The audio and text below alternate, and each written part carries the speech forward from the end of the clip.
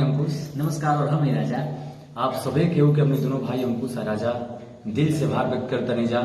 आप सब हमने के एक गायक से नायक के रूप में इतना सारा प्यार आशीर्वाद देनी और एक खातिर हमने दोनों भाई आप सबके जीवन भर आभारी रह जा। हमने के दोनों भाई आभार व्यक्त करते नहीं जा आप सबके प्यार आशीर्वाद के बदौलत ये हो पाई बा। आज बहुत ही कम दिन में परसों हमने के फिल्म रिलीज भेज रहा था और आज 3 मिलियन हो गई बाटे और आप सब हमने के फर्स्ट मूवी की इतना सारा प्यार देनी।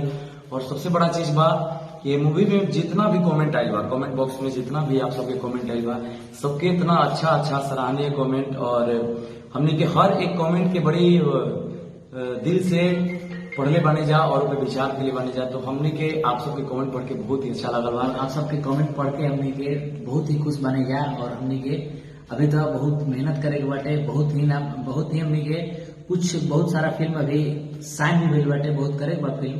एक चीज विश्वास दिलाओते हैं आप सबके हमने दोनों भाई कि हमने के अपने जीवन में जब भी करब जा फिल्म तो बहुत ही साफ सुथरा फिल्म करब जा, जे कि आप सब अपने परिवार के बीच में बैठ करके खूब ही आराम से खूब मस्ती के साथ आप सब देखब।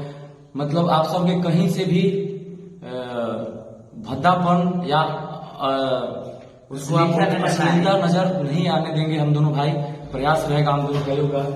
हमने दोनों भाई गाना में भी आप सब जानते रहे कि हमने अश्लीलता से थोड़ा सा दूर रह के प्रयास करेंगे जब। और एक बार हमने के भोजपुरी इंडस्ट्री की जितना भी हमने के गार्जियन लोग बांटे, जितना भी बड़े भैया लोग बांटे और जितना भी एक्टर और एक्ट्रेस लोग जितने लोग हैं, हमारे पवन भैया, खेसारी भैया और रितेश भैया, अक्षरा जी, अम्रपाली जी, पूनम दुबे जी, कल्लू भैया, समर भैया, राकेश भैया, चांदनी सिंह जी, निशा पांडे जी, जितने लोग हम दोनों भाइयों को अपने इस छोटे भाइयों को, अपने दोस्त को जितने लोग बधाई दिए हैं और जितने लोग हम दोनों भाइयों के लिए रिक्वेस्ट किए हैं, जितने लोग अपील किए हैं, दिल से धन्यवाद आप सभी को। आप सभी का भी प्यार, आप सबों का प्यार भी बहुत जरूरत है और हम दोनों के लिए, और ताकि हम लोग कुछ आगे कर पाए। हमारे जितने भी भोजपुरी भाषी हैं सबको हम दोनों भाई दिल से प्रणाम करते हैं, अभिनंदन करते हैं और आप सब ये अपना प्यार और आशीर्वाद हम दोनों भाइयों पे